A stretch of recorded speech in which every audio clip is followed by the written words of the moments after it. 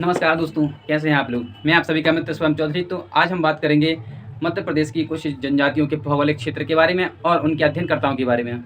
जैसा कि मैंने आपको कल बताया था कि जनजाति की परिभाषा और जनजातियों के अन्य नाम के बारे में। दोस्तों, जनजाति मध्य प्रदेश में कुल 46 जनजाति पाई जाती थीं, लेकिन सन 2003 में 3 जनजातियों को सूची से बाहर कर दिया गया। जैसे कीर-मीना पारधी जनजाति है, इनको अपनी सूची से बाहर कर दिया गया है जनजाति की। तो अब वर्तमान में बची हैं कुल 43 जनजातियाँ, जिनमें 43 जनजातियों के हम निवास स्थान को हम जानेंगे, कौन कौन से ज़िले में ये निवास करती हैं और इनका क्या है, मतलब कौन सा संभाग में निवास करते हैं, कितने विकास खंड हैं, ये हम सब जानेंगे। देखिए, सबसे पहले हम जानते हैं कि देखिए मध्य प्रदेश में जितनी भी जनजाति हैं वो कि मध्य प्रदेश के इन 4 रीजन में निवास करती हैं। देखिए, पहला उत्तरी क्षेत्र है मध्य प्रदेश के, पश्चिमी क्षेत्र में दक्षिण वाले, ये दक्षिण पूर्व वाला एरिया है, और ये है पूर्वी क्षेत्र है मध्य प्रदेश का। इसके अंतर्गत आते हैं 7 संभाग, 21 जिले और आते हैं 89 विकास खंड आते हैं। तो हम धीरे धीरे सबको एक एक करके पढ़ेंगे। देखिए, ये संभाग आता है सबसे पहले उज्जैन संभाग। उज्जैन संभाग से रतलाम, इंदौर संभाग, झाबुआ, धार, अलीराजपुर, बड़वानी, खरगोन है, खंडवा है, बुरहानपुर है, और नर्मदापुरम संभाग है। नर्मदापुरम संभाग से नर्मदापुरम से बैतूल और हरदा आते हैं। जबलपुर से छिंदवाड़ा, सिवनी, बालाघाट, मांडोड़ा, ये सभी आते हैं। और शहडोल से मंडला, डिंडोरी, अनूपपुर, कटनी, रीवा से रीवा संभाग है, रीवा में है तो सीधी, सिंगरौली, ये जिले आते हैं। और चंबल में आता है श्योपुर, भिंड, मुरैना, और उसके अंतर्गत और भी जिले आते हैं, ग्वालियर है, गुना है, शिवपुरी है, ऐसे कुछ जिले और आते हैं जिनमें जनजाति कम मात्रा में पाई जाती है। लेकिन लगभग देखा जाए तो मध्य प्रदेश के हर एक ज़िले में थोड़ी थोड़ी जनजाति पाई जाती है। ये मुख्य रूप से ये ज़िले हैं जो कि 21 ज़िले हैं। इन जिलों में जनजाति अच्छी मात्रा में पाई जाती है।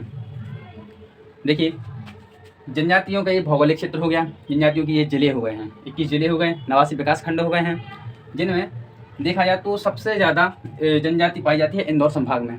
और इंदौर संभाग में भी सबसे ज़्यादा पाई जाती है धार ज़िले में पाई जाती है। धार ज़िले में, जो कि इंदौर की जस्ट बाजू में ही है। यहाँ पे एक पीथमपुर एक इंडस्ट्रियल एरिया है जहाँ पर औद्योगिक कार्य किया जाता है बहुत सारा। और बाकी है, देखिए मध्य प्रदेश में इन क्षेत्रों में जनजाति पाई जाती है, लेकिन जनजाति पाई जाती है यहाँ पर पश्चिम वाले क्षेत्र में सबसे ज़्यादा, और इस वाले क्षेत्र में, पूर्वी वाले क्षेत्र में सबसे शिक्षित जनजाति पाई जाती है। आइए हम इसको समझते हैं कि इंदौर संभाग है, इंदौर संभाग में जनजाति की मात्रा अधिक होती है। यहाँ पर जनघनत्व, जनसंख्या घनत्व जनजातियों का अधिक है, लेकिन यहाँ की जनजाति ज़्यादा साक्षर नहीं है। और पूरब वाली मध्य प्रदेश में है, तो पूरी मध्य प्रदेश में जनजातियों की संख्या भले ही कम है, लेकिन यहाँ पर साक्षरता जनजातियों की है, यहाँ पर पढ़े लिखे जनजाति भर के हैं। तो जनजातियों में सबसे पढ़ी लिखी जनजाति माना जाता है प्रधान को। और मध्य प्रदेश में सबसे बड़ी जनजाति जनसंख्या है भीलों की, फिर दूसरे नंबर पर है गौड़, तीसरे पे है कोल, फिर कोरकू, फिर सहरिया है जनजाति। ये मुख्य रूप से 4-5 जनजाति हैं, ये ज़्यादा मात्रा में पाई जाती हैं। उसके बाद भी छोटी छोटी जनजाति पाई जाती है, जैसे कि कोल, कोरकू, सहरिया, भारिया, कमार, बेगा और अगरिया, बहुत सारी जनजाति हैं जो हम एक एक करके बाद में धीरे धीरे हम सबको पढ़ेंगे। देखिए, इनके अध्ययनकर्ता हैं, जनजातियों का अध्ययन करता, भारत में जनजातियों का अध्ययन करता शरद चंद्र राय को कहा जाता है। देखिए, शरद चंद्र राय को भारत में जनजातियों का अध्ययनकर्ता का पिता कहा जाता है। टीवी नायर ये मुख्य रूप से भील जनजाति के अध्ययन करता हैं। इनने एक पुस्तक भी लिखी है, द भील आ स्टडी। और बैरियर 11 ये बेगा जनजाति के अध्ययन करता है। बैरियर 11 इनने मुख्य रूप से 2 पुस्तकें लिखी हुई हैं। इनकी 2 मुख्य पुस्तक हमको देखने को मिलती है, एक है द वेगास और दूसरी पुस्तक है मुड़िया एंड देयर घोटूल्स। ये हम सभी पुस्तक बारी बारी धीरे से हम धीरे धीरे पढ़ेंगे, नहीं तो एक साथ पढ़ाएंगे तो आपको ज़्यादा लोड पड़ जाएगा, इसलिए हम इनको धीरे धीरे कवर करते जाएंगे। और श्यामाचरण दुबे ये कमार जनजाति के अध्ययन करता है। स्टीफन पच ये पूर्वी मंडला क्षेत्र, ये मंडला वाला एरिया है, जो मंडला वाला ये एरिया है, तो मंडला वाले एरिया के, मंडला जिले के पूर्वी क्षेत्र के अध्ययन करता है स्टीफन पच। इनने पूर्वी मंडला का अध्ययन किया है, यहाँ पर रहने वाली सभी जनजातियों के बारे में इन्हें बताया है। रसेल एवं हीरालाल 1931 में रसेल एवं हीरालाल ने मुख्य रूप से इनका व्यवस्थित रूप से अध्ययन किया है। इनने एक पुस्तक लिखी थी, the tribals and caste of central province, the tribals and caste of central province नामक पुस्तक लिखी। इसमें व्यवस्थित रूप से जनजातियों का संग्रहण किया गया है। ये सभी हमारे अध्ययनकर्ता हो गए हैं। देखिए, कुछ अन्य बातों पे हम बताएं। आर्टिकल 366 है, 366 के उपखंड 25 में बताया गया है कि जनजाति उन्हें माना जाएगा जिनकी चर्चा आर्टिकल 342 के 1 की सूची में की गई हो। जिनको आर्टिकल 342 है उनकी सूची में जो लिस्टेड हैं उन्हीं मतलब सूची में लिस्टेड जनजातियों को ही जनजातीय सूची में लिखा जाएगा, मतलब माना जाएगा। देखिए, ये जनजातीय अनुसूचित जनजाति शब्द है जो कि 1935 में के अधिनियम के तहत इसको लाया गया था, लेकिन 26 जनवरी 1950 में संविधान निर्माण के बाद ही ये व्यवस्थित रूप से जनता के समक्ष इस शब्द को प्रयोग में किया गया था, अनुसूचित जनजाति का।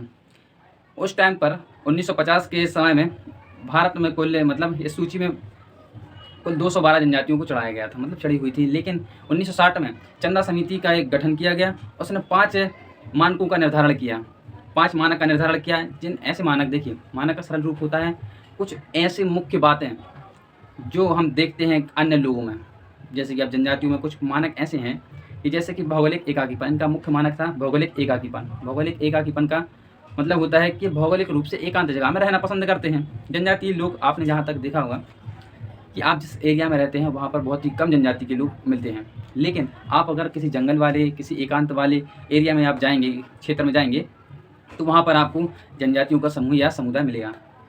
और उनकी दूसरा पॉइंट होता है, दूसरा मानक ये है कि ये संकोची स्वभाव के होते हैं। आपने कभी देखा होगा कि संकोच करने लगते हैं। कभी गांव का आदमी शहर में जाता है तो किसी भी क्षेत्र में जाकर वहाँ के माहौल को देखकर संकोच करता है, सोचता है, और मतलब कोई नई चीज़ देखकर घबरा जाता है या फिर किसी भी अलग सी फीलिंग उसको पैदा हो जाती है। उसी प्रकार इनका ही स्वभाव होता है, क्योंकि बाहर के माहौल से परिचित नहीं रहते हैं, जिस कारण से ये संकोच में रहते हैं।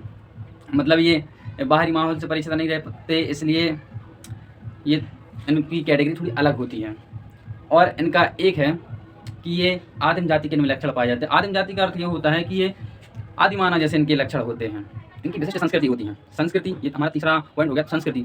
इनकी आप जब भी संस्कृति देखेंगे इनकी कुछ अलग ही संस्कृति होती है। सामान्य अपन देखते हैं कि हमारी संस्कृति अलग है, रीति रिवाज, खान पान और सब प्रकार का वेशभूषा अलग रहता है, लेकिन जब आप जनजातियों की, जैसे कि आप कभी अलीराजपुर या फिर उस खरगोन वाले रीजन में आप कुछ क्षेत्र में जाएंगे तो आप देखेंगे भगोरिया का मेला लगता है, जो कि होली के टाइम पर लगता है। तो उस मेले में आपको जनजातियों की भरमार मिलेगी, बड़ी मात्रा में जनजाति मिलती है। वहाँ पे जनजातियों के हर प्रकार मिलेंगे, हर कैटेगरी मिलेगी, एक से एक कलाकार मिलेंगे।